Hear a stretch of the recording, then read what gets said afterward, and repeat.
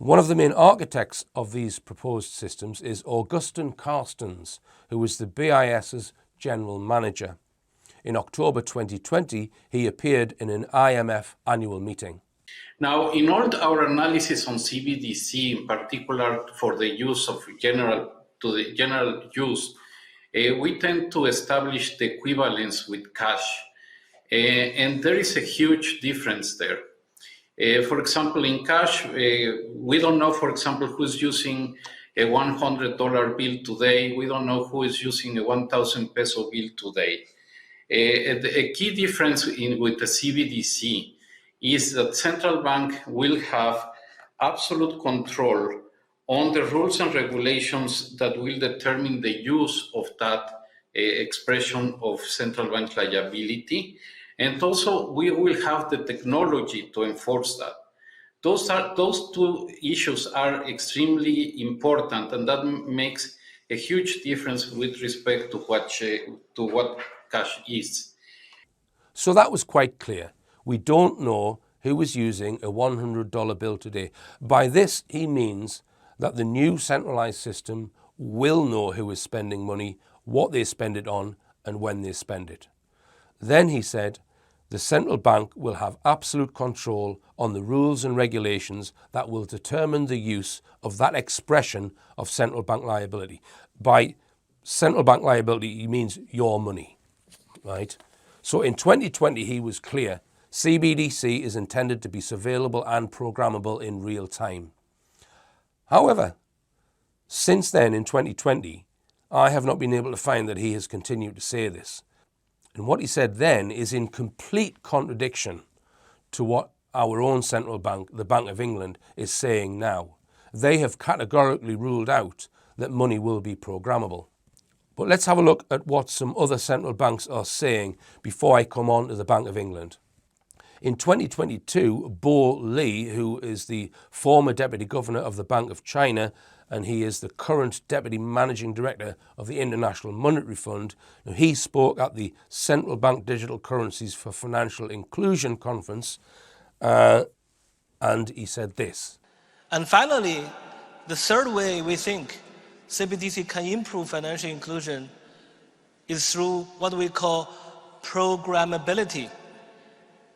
That is, CBDC can allow government agencies and private sector players to program, to create smart contracts, to allow targeted policy functions.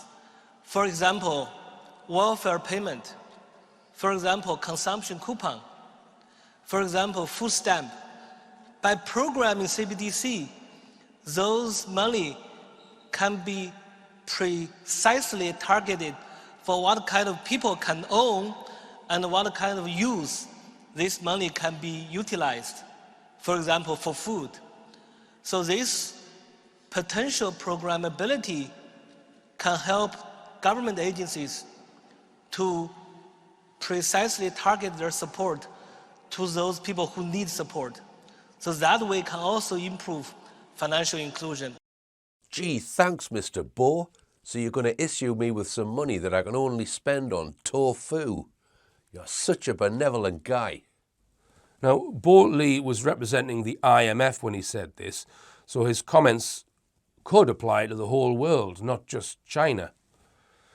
In 2023, Christine Lagarde, who was a convicted financial criminal, and she is chairwoman of the European Central Bank, she said, a CBDC issued by a central bank would not be programmable. So she's ruling it out.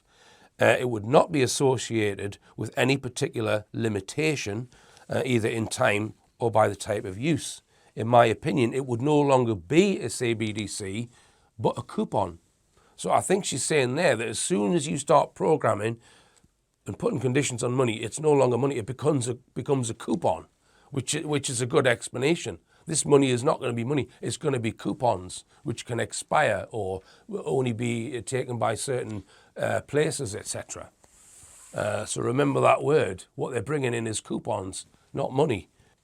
She then said, those who can program the CBDC are the intermediaries, that is, the private banks.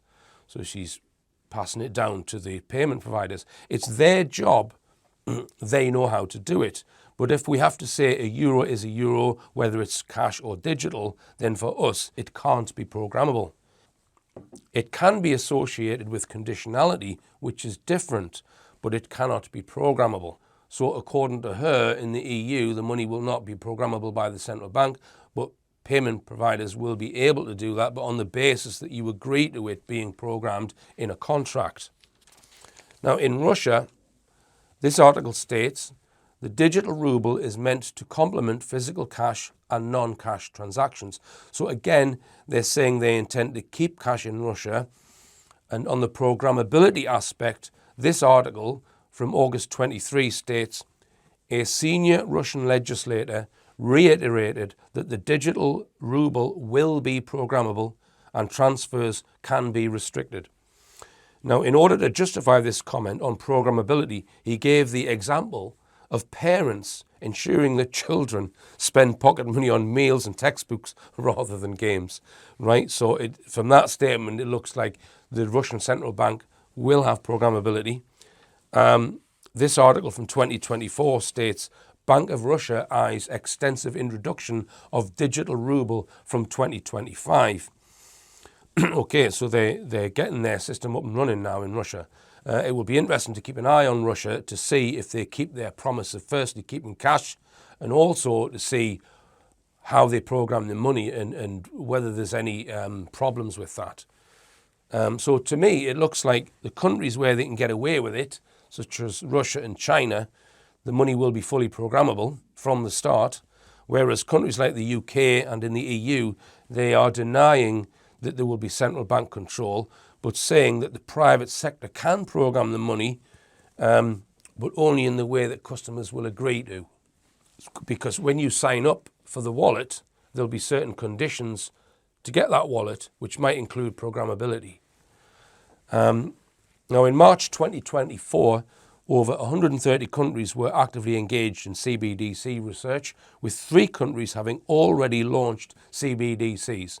So the countries that have launched them already are the Bahamas, Jamaica and Nigeria. The Bahamas has a population of under 500,000 and Jamaica just 2.8 million. But Nigeria is a different story because it's a much larger country with a population of 224 million. And it appears to be the first major guinea pig in this global transformation. So they've used Nigeria to test this new system. Now, the Central Bank of Nigeria, the CBN, decided to implement the 2-tier hybrid CBDC system that I described earlier. And there are just 24 commercial banks in Nigeria as opposed to over 300 in the UK, but far more people. As I said, 224 million as opposed to 68 million in the UK. Perhaps they chose Nigeria because there are fewer banks, only 24 commercial banks. Or perhaps it's down to neo-colonialism, who knows. So how did it go in Nigeria? The government's aim was to use the new CBDC money to facilitate the total removal of cash from the economy. So that was their objective. This was to be done on a voluntary basis. So they tried offering incentives to get people to start using the new money, but these were largely unsuccessful. Note that people still had their existing bank accounts containing money as normal. This is an additional wallet app that you would sign up for that would appear on your phone or your tablet or your computer that you can move money into and spend in retail outlets from a wallet which is a separate entity to your existing bank account.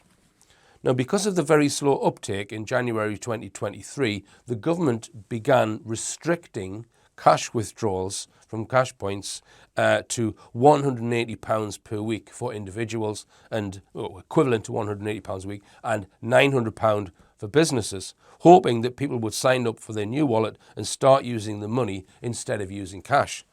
But this backfired when instead people took to the streets to protest at the nation's cash shortage and opposed the adoption of the new CBDC system. These protests were not just because people missed their cash. Many of them were fully aware of the risks that the new money presented to their financial freedom. So in Nigeria, they haven't got anywhere near the point where the system could be used to start tracking and controlling society or the economy. Not enough people agreed to use it. However, the Nigerian experiment did help those who are planning this global project to fine-tune their sales pitch to the rest of the world. Now, turning to the United Kingdom, on page 13 of the Bank of England's consultation paper, this is what they say. It should be seamless to exchange digital pounds for cash and bank deposits and vice versa. This would enable people to move money between accounts. £10 of cash or bank deposits could be exchanged for £10 of digital pounds, and £10 of digital pounds could be exchanged for £10 of bank deposits or cash. If new non-bank forms of payment such as stablecoins emerge, they would be required to be exchangeable with the digital pound. Page 29 of the Bank of England's response document reads, as set out in the consultation paper, neither the bank nor the government would programme the public's money or control their spending. Nonetheless, respondents raised concerns about the ability of future governments to programme their money. As explained below, actions are being taken to reassure the public with the intention to put appropriate safeguards in place to preclude a digital pound from being made programmable by the bank or the government in the future. No PIP, that's a payment provider, would be able to program users' money or limit where and when it could be spent unless at users' request. Right? This echoes what Christine Lagarde said, who's the boss of the European Central Bank. Page 31 reads, given the feedback received on programmability, the following actions will be taken forward. As with privacy, legislation introduced by the government for a digital pound would guarantee that the bank and the government would not program users' digital pounds. During the design phase, the bank and HM Treasury will explore further technological safeguards against programmability initiated by the bank or the government, including future-proofing any regulatory regime to keep pace with technological developments. At page 46, it reads, some civil society groups raised concerns that programmability could be a means for the government to restrict payments and impose controls on how digital pounds are spent. They worried that future governments could program money or pressure payment providers to program money on their behalf. As set out in the consultation paper, a digital pound would not be designed to enable government or central bank-initiated programmable money. In their technology paper, the Bank of England wrote this, central bank-initiated programmable use cases are not currently relevant to the Bank of England and HM Treasury's policy objectives for CBDC. Further, this functionality could damage the uniformity of the CBDC and cause user distrust. Now, the word currently in that sentence, just consider this, should not be necessary. If there was no possibility that this could change in the future, the word currently, why didn't they write central bank initiated programmable use cases are not relevant to the bank and HM Treasury's policy objectives for CBDC? Why did they say not currently? Now, the Bank of England also in the statement are recognising that the public don't want it. Now, even if a system is set up and fully implemented where the money is not programmable, it will be very easy to modify that system at any point in the future to make it programmable. In a paper published in July 24, the Bank of England said this, the core ledger would be a single piece of infrastructure that could be updated and upgraded as demands and needs change. Demands from who? On the payment providers programming the money, the Bank of England said this, the central bank would aim to support programmable functionality and use cases which are designed to give users greater functionality from their wallets and CBDC holdings. These functionalities would be implemented by PIPs, that's payment providers, and ESIPs, and would require user consent. PIPs could implement some of these features, such as automated payments and programmable wallets, by hosting the programmable logic and updating the core ledger with the result via the API. But other features such as payment versus payment, delivery versus payment, and smart contracts might require additional design considerations. In those instances, the bank would only provide the necessary infrastructure to support PIPs and ESIPs to provide these functionalities. Now, as I mentioned earlier, CBDC wallets, like normal bank accounts, will be able to be accessed by the police if someone was under investigation. In other words, the system will be sympathetic to crime prevention measures. So I just wonder that if there's certain payments that they want to restrict, if they make them a criminal offence, so for example, overspending on something that's been rationed by the government, if they were to make that into a criminal offence, whether this would provide justification for the central bank to put that, to program that into the money. Another way around their promise not to program the money would be to create some sort of disaster in which people were begging for their money to be programmed. Now we must bear in mind that in 2020, Augustin Carstens, who was at the very top of the tree of this global project, he was very clear. He was very clear of the intention to make CBDC money programmable. Nobody on this planet owns the essence or the concept of money. Money was established thousands of years ago, so no tiny group should have the right to redesign its function and purpose without permission from anyone else. Shakespeare did not own the English language. Astronomers do not own the stars. Farmers do not own nature. And bankers do not own money. Why should we be letting a tiny group of fat cats reinvent something that they had no involvement in inventing in the first place? It's almost like reinventing the Earth's atmosphere. Money is so fundamental to our lives. Nobody has the right to change the concept of money, and nobody has the right to fiddle with it. The concept of money is jointly owned by 8 billion people on this earth. It is not owned by fat, greedy bankers. If any issue warranted a referendum, it is this one. And one of the options on the referendum should be to decentralize the monetary system like Bitcoin is now and get rid of the bankers completely. They really are not needed, folks. Cryptocurrencies function perfectly well without any bankers being involved.